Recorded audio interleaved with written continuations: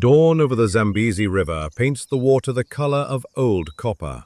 A hippopotamus lies in the shallows, like a washed-up boulder. The giant, weighing over a ton, sleeps so soundly that he doesn't notice a fist-sized creature landing on his back. The small bird perches right between his ears, and his owner doesn't even flinch. Who's in charge here? A ton of muscle and fangs, or a few dozen grams of feathers? Did you know that Africa's most dangerous animals, hippos, buffalo, and rhinoceroses, voluntarily surrender their skins to a tiny bird every day? In this episode, you'll learn why these savanna giants need these perpetual passengers, what the birds actually do with your skin for hours on end, and why scientists are still debating whether this is friendship or just a quiet little theft. Like and subscribe to the channel. Let's get started. The bird is called the bull-billed woodpecker, or oxpecker. Scientists distinguish two species, the yellow-billed woodpecker, Buphagus africanus, and the red-billed woodpecker, Buphagus erythrorhynchus. They are easy to tell apart. One has a bill that is entirely yellow with a red tip, while the other is entirely red. Both birds are slightly larger than a starling, brownish in color, with a stocky body and surprisingly tenacious feet. Their feet are their main secret to survival on this moving mountain of muscle. The oxpecker's claws are curved, sharp, and laterally compressed, like small climbing pitons. Thanks to this, the bird can perch on the flank of a walking buffalo, on the neck of a leaping zebra, or even upside down on the belly of a hippopotamus, and not fall. Now, why do these giants tolerate this? A hippopotamus has poor vision on land. Its eyes are positioned high on its head, specifically so that, when almost completely submerged, it can observe its surroundings, leaving only its eyes, ears, and nostrils above the surface.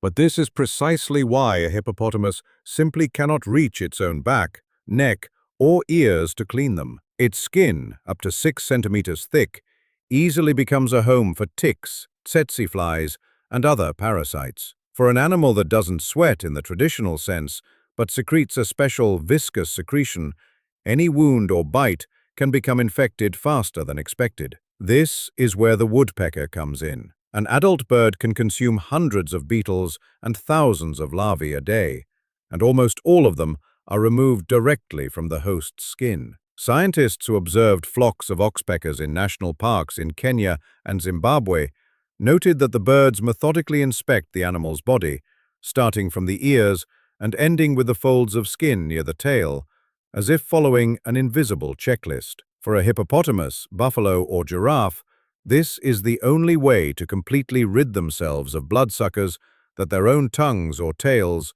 simply cannot reach. But here's the strange thing.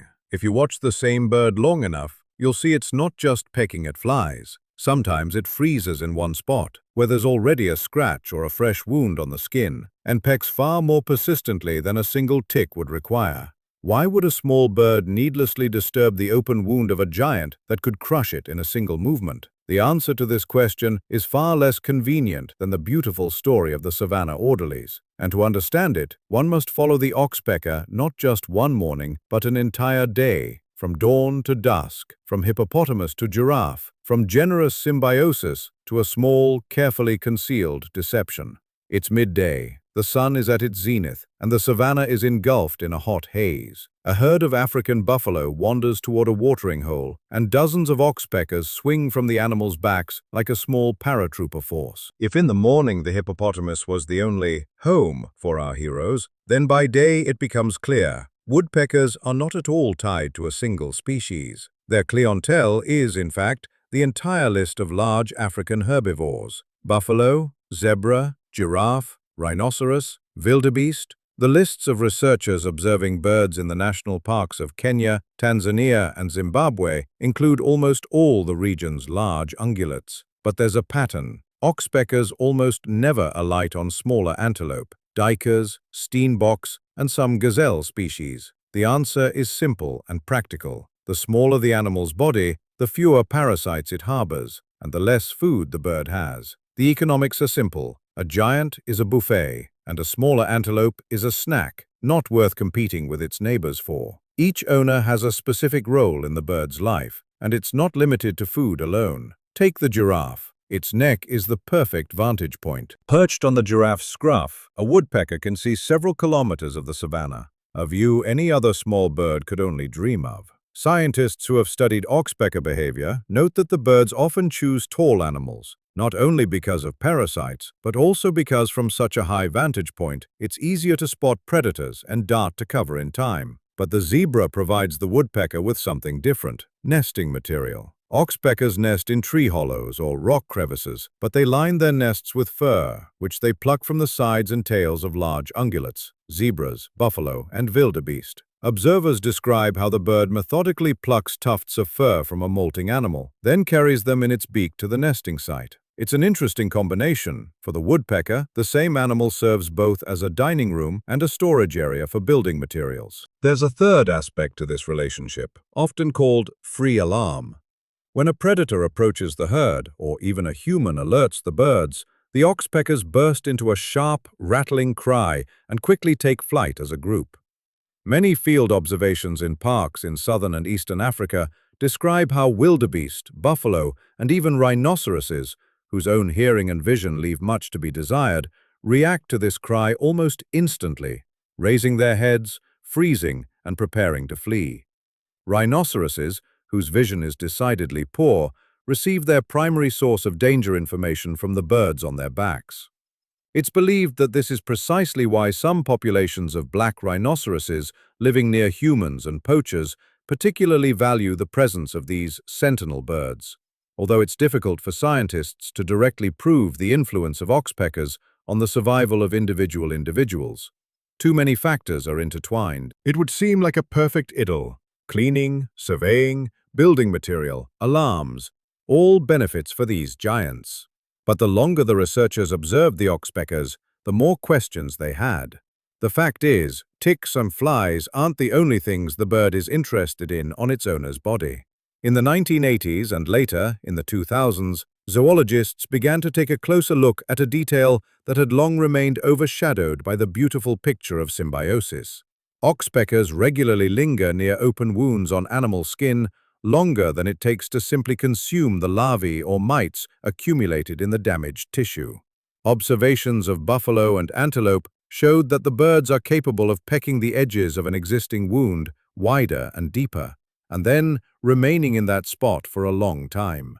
There is a theory, supported by a number of field studies, that part of the oxpecker's food at such times is the host's blood, and not just parasites, of which there may be only a small number. It sounds alarming, but it's important not to exaggerate or paint the woodpecker as a horror movie villain. We're not talking about a predatory attack or constant bloodletting. The bird actually spends most of the day catching insects, not deliberately tearing at its skin. Rather, we're dealing with an animal that knows how to exploit any available opportunity. If a wound already exists and fly larvae readily accumulate there, the woodpecker simply continues feeding in the same area longer than strictly necessary for cleaning. For a giant weighing a ton, an extra minute spent scratching a scratch is a barely noticeable inconvenience. For the bird itself, it's just a few more calories, earned with minimal effort. Nevertheless, the very fact that the cleaner sometimes prevents wounds from healing has seriously shaken the old, overly comfortable notion of this relationship as pure mutual aid. Scientists now more often use the term mutualism to describe the relationship between the oxpecker and large ungulates, rather than the idealized term mutualism, but a more cautious, conditionally beneficial cooperation, in which the balance of benefit and harm can shift depending on the season, the number of parasites on the animal's body, and even the specific bird. The question arises, if the woodpecker sometimes doesn't so much help as quietly abuse trust, why don't the giants of the savanna, creatures capable of snapping a crocodile in half or trampling a lion with a single swipe of their jaws, simply shoo these birds off their backs? Why do the hippopotamus, buffalo, and rhinoceros continue to tolerate a passenger who periodically transforms from a cleaner into an uninvited guest at their own wound? The answer to this question lies not in the biology of a single species, but in how the nature of compromises itself is structured, and where this logic will lead if we look at it from the perspective of not just one day, but the entire life of these animals next to each other. Sunset once again paints the river the same honeyed hues as at dawn. The same hippopotamus, or perhaps it's exactly the same, just one of thousands of similar giants, is once again frozen in the shallows. And once again, a bird perches on its back. During the day, it has managed to groom a buffalo's flank, perch on a giraffe's scruff, pluck a tuft of fur from a zebra, and perhaps linger on someone's scratch a bit too long. The circle is complete, and now we can honestly answer the question posed at the very beginning. Who is in charge here, the giant or the passenger on its back? The correct answer will likely disappoint those who prefer simple stories. There are no main points here. There is a balance that each side strikes, not out of the kindness of their hearts, but out of a cold calculation of self-interest. It's easier for a hippopotamus, a buffalo, or a rhinoceros to get used to having a bird perched on their hide once in their life than to suffer their whole life from clouds of flies and ticks that they can't reach with their tongue or tail. And it's easier for an oxpecker to stay close to a living source of food, visibility, and shelter than to risk foraging alone in a place where food is far scarcer. That's why even rare episodes of skinning at a wound don't outweigh the overall benefit of the bird's presence. Scientists who have observed the behavior of oxpeckers in national parks across southern and eastern Africa for many years agree on one thing. No species of large ungulate has demonstrated systematic attempts to permanently drive these birds away. An individual animal may occasionally twitch or shake its skin if the bird pecks too persistently, but a minute passes and the same bird is back in the same spot and the owner simply tolerates it. Driving away one bird doesn't mean eliminating the problem. Ticks and flies will return the next day, but the source of the pest may never return. There's another layer to this story, easily missed when focusing solely on the hippopotamus-woodpecker pairing. In reality, this isn't about the relationship between a single animal and a single bird, but rather a whole network of connections that underpins a significant portion of life on the African savanna.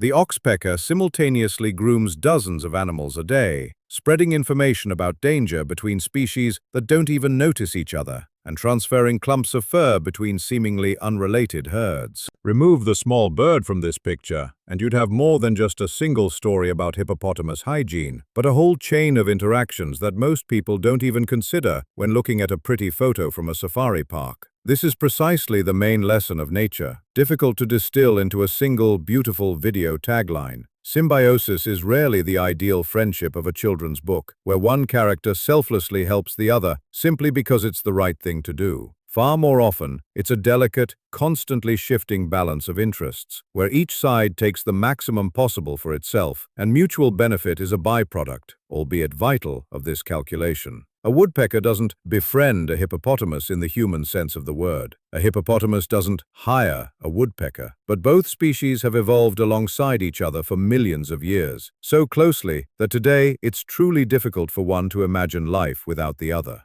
Perhaps this is why watching the pair, the giant and his little passenger, so captivates people in front of their screens. There's something recognizable about this image. Not all help is selfless. Not all benefits make a relationship bad. And the true nature of the bond between two creatures is almost never reduced to a single word. Neither friendship nor parasitism fully captures it. The truth, as always in the wild, lies somewhere between these extremes, and that's where it's most interesting. So, the next time you look at a photo of a hippopotamus with a bird on its back, remember, this isn't a cute picture of two loyal savanna friends, but the result of millions of years of a very practical, mutual, and sometimes not entirely fair deal that still works out, simply because it's better for both. If you enjoyed this journey across the backs of African giants, subscribe to the channel, like this video, and let me know in the comments what you think. Is the woodpecker actually helping the hippopotamus, or is it simply skillfully exploiting its trust? I'm very interested to hear your thoughts. See you soon!